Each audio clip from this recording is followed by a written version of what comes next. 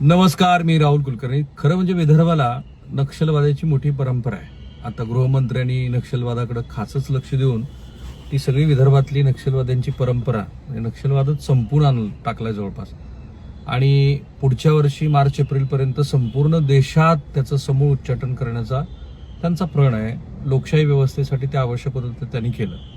पण त्यांच्या पक्षामध्ये एक गदर सध्या सुरू आहे आणि तो इतर कोणाचा नाही तर 7 वेळेसचे आमदार, अनेक वर्ष जे मंत्री राहिले ते, जे पक्षाचे माजी प्रदेशाध्यक्ष आहेत ते, अशा श्री सुधीर मुनगंटीवार यांचा आहे.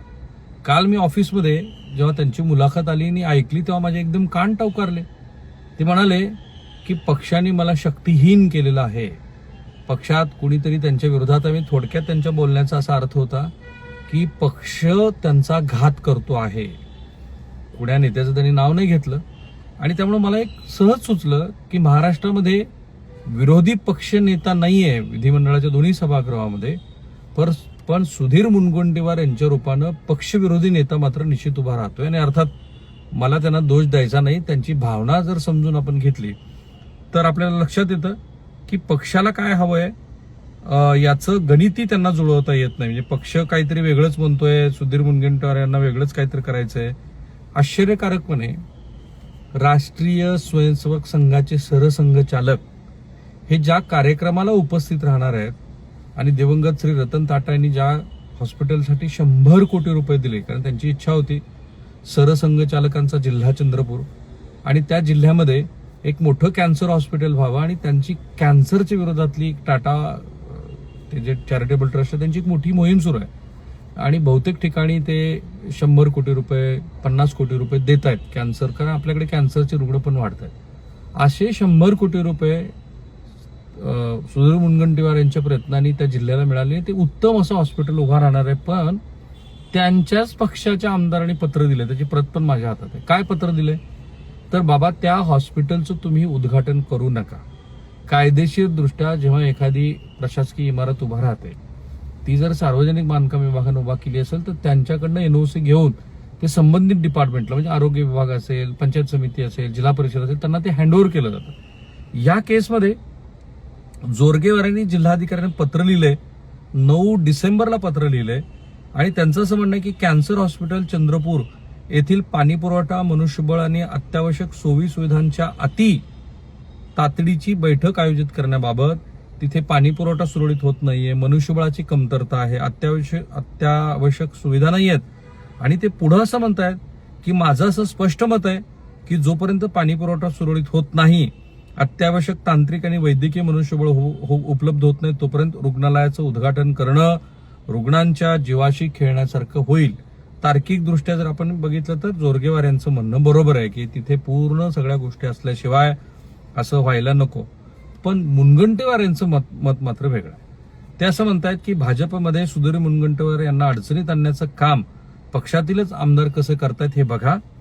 हे एका पत्रावरून आता दिसतं आहे. आज ते असं म्हणाले की आज जो लोकार्पण सोहळा झाला हॉस्पिटलचा सरसंघचालकांच्या हस्ते, त्या रुग्णालयात अर्थमंत्री असताना मुनगंटीवार यांनी जे खास प्रयत्न करून ते रुग्णालय व्हावं यासाठी जे प्रयत्न केले होते त्याला जोरगेवार यांनीच अडथळा आणलाय आणि ते असं पत्र लिहित आहेत आणि जिल्हाधिकाऱ्याला सांगतात की त्या रुग्णालयाचं लोकार्पण तुम्ही करू नका. आणि म्हणून मी म्हटलं की एकतर सुधीर मुनगंटीवार यांना लोकसभा निवडणूक लढायची नव्हती. त्यांनी जाहीर इच्छा व्यक्त केल्यानंतर सुद्धा पक्षाने सांगितलं की तुम्हाला ती निवडणूक लढावीच लागेल. दणदणीत पराभव झाला मुनगंटीवाराचा. नंतर 7व्यांदा ते आमदार झाल्यानंतर त्यांना असं मोठी अपेक्षा होती की त्यांना मंत्री केलं जाईल, त्यांना मंत्री केलेलं नाही. आणि जोरगेवार की जे त्यांचे एकेकाळचे सहकारी, तो सगळा इतिहासच मी तुम्हाला वाचून दाखवणार आहे. त्या जोरगेवारांना भारतीय जनता पार्टीमध्ये घेऊ नये म्हणून त्यांनी जीवाचं रान केलं. ते इथून दिल्लीला गेले पण तिथं त्यांचं कोणी ऐकलं नाही. जोरगेवार पक्षातही आले आणि मोठेही झाले आणि आता जोरगेवारांनी त्यांना टोमणा मारलाय. ते असं म्हणतायत की तुम्ही जे सांगत आहात की मी मंत्री नसल्यामुळं नगरपालिका निवडणुकीमध्ये आपलं काय अक्षरशः पानिपत झालं, बल्लारपूर गेली, चंद्रपूर गेली आणि काँग्रेस पक्षाच्या वडट्टीवारांना मोठा विजय मिळाला. त्या मंत्रिपदाचा, तुमच्या मंत्रिपदाचा ह्या पराभवाचा काहीच संबंध नाही. आणि जोरगेवारांनी 2 उदाहरणं दिलीत आणि ती बरोबर आहेत. एक, हंसराज अहिर यांचा जो पराभव झाला त्यावेळेला सुधीर मुनगंटीवार हे मंत्री होते ना, आणि दुसरं, सुधीर मुनगंटीवार यांनी जेव्हा लोकसभा निवडणूक लढवली तेव्हाही ते मंत्री होते, आणि म्हणून 2 वेळेला तुम्ही मंत्री असताना पक्षाचा पराभव झाला, हे कशाचं देवतं आहे? हे आत्ताचं सरफेसला दिसत असलेलं राजकारण, पण त्याच्या आड पण बरंच घडतंय. सुधीर मुनगंटीवार यांची पक्षातनंच कुणीतरी गोची करताना दिसतं आहे, सतत त्यांना अवमानित केलं जात आहे, आणि त्यांचा अक्षरशः एकनाथ खडसे होतो की काय अशी स्थिती आहे. कारण एकनाथ खडसेंना पक्षानं, त्यांना असं वाटत होतं की मुख्यमंत्रीपद त्यांना मिळेल, तो मिळाला नाही, आणि मग ते जाहीरपणे देवेंद्र फडणवीस यांच्या जातीवर बोलायला लागले. आणि परिस्थिती अशी आली की त्यांचा आणि फडणवीसांचा उभा दाव ठाकल्यासारखं दिसलं, आणि फडणवीसांनी आपल्या शैलीमध्ये एकनाथ खडसे यांचा जो काही कार्यक्रम केला त्यात त्यांच्यावरती गुन्हेही दाखल झाले, मंत्रीपद गेले आणि ते पक्षातून बाहेर गेले. आज सुधीर मुनगंटीवार हे खरोखर पक्षाच्या विरोधामध्ये गदर करून आत्ता पक्षामध्ये अशी स्थिती आहे की कुणीही पक्षाच्या शीर्षस्थ नेतृत्वाच्या विरोधात काहीही बोलत नाही.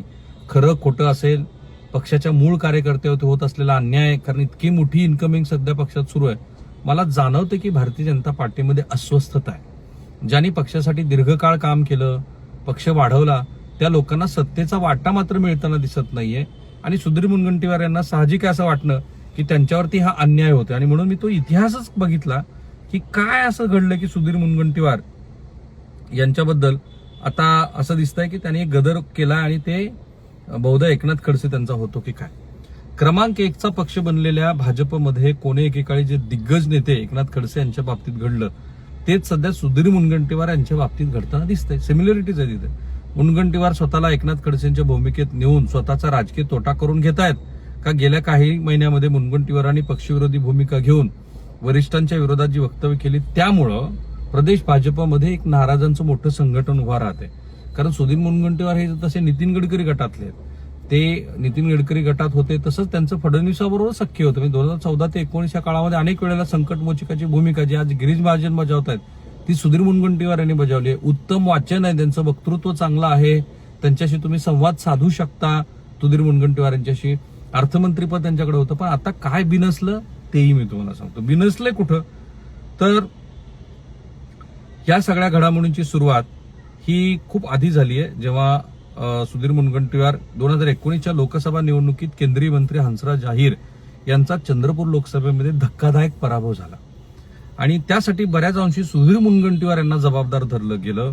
त्यानंतर 2021 मध्ये एकनाथ शिंदे यांच्या सरकारमध्ये मुनगंटीवार यांना तुलनेनं कमी महत्वाचं म्हणजे सांस्कृतिक खातं देण्यात आलं होतं. पण मुनगंटीवार यांची खरी नाराजी तेव्हा समोर आली जेव्हा 2024च्या लोकसभा निवडणुकीदरम्यान त्यांना लोकसभा लढवायची नव्हती, पण त्यांना वारंवार सांगितलं गेलं, त्यांनी ते स्वतः सांगून सुद्धा पक्षाने त्यांना लोकसभा निवडणूक लढायला लावली. आणि पुढं असं झालं की सुधीर मुनगंटीवार यांचेच कोणी एकेकाळचे सहकारी असलेले जोरगेवार यांना पक्षामध्ये घेऊ नका असा त्यांचा प्रयत्न होता. कारण जोरगेवारांनी 2019ला जेव्हा तिथला मतदारसंघ रिझर्व्ह झाला तेव्हा उमेदवारी मागितली. तेही दीर्घकाळ पक्षासाठी काम करत होते, त्यांना संधी मिळाली नाही, आणि मिळाली नाही म्हणून ते अपक्ष म्हणून लढले, आणि नंतर निवडून पण आले, आणि आताही पुन्हा निवडून आले. मग आता जोरगेवारांना पक्षात घेण्यासाठी बहुधा असं दिसतं की प्रदेश पातळीवरती यंत्रणा हल्ली आणि जोरगेवार भाजपात आले.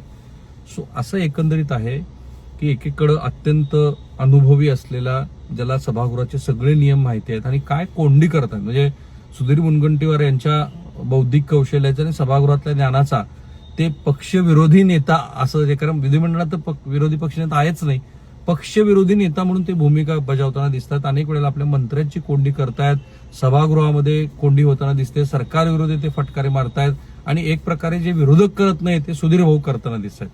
असं हे सगळं राजकारण आहे. आणि म्हणून मी म्हटलं की आत्ताच्या टप्प्यावरती जे घडलंय तर ते मी तुम्हाला सांगितलं ना. मला सुधीर मुनगंटीवारांच्या राजकीय भूमिकेत रस आहे ना त्यांच्या विरोधी भूमिकेत रस आहे, पण सुधीर मुनगंटीवार यांचा हा जो गदर आहे त्या गदरच्या निमित्ताने हे बघायचं की दीर्घ काळानंतर भारतीय जनता पार्टीमध्ये कोणीतरी एक असा नेता आहे की जो नेता पक्षाच्या प्रदेश पातळीवरच्या नेत्यांना आव्हान देतो आहे, आणि त्यामुळे त्यांचं हे गदर यशस्वी होऊन एक विरोधी संघटन पक्षात उभं राहतं का सुधीर मुनगंटीवार यांचाच एकनाथ खडसे होतो. प्रत्येक छोट्या मोठ्या घडामोडीकडे आपलं बारकाईने लक्ष आहे, पण भाजपमध्ये काहीतरी अस्वस्थता आहे एवढं तर निश्चित दिसतंय. थांबूया.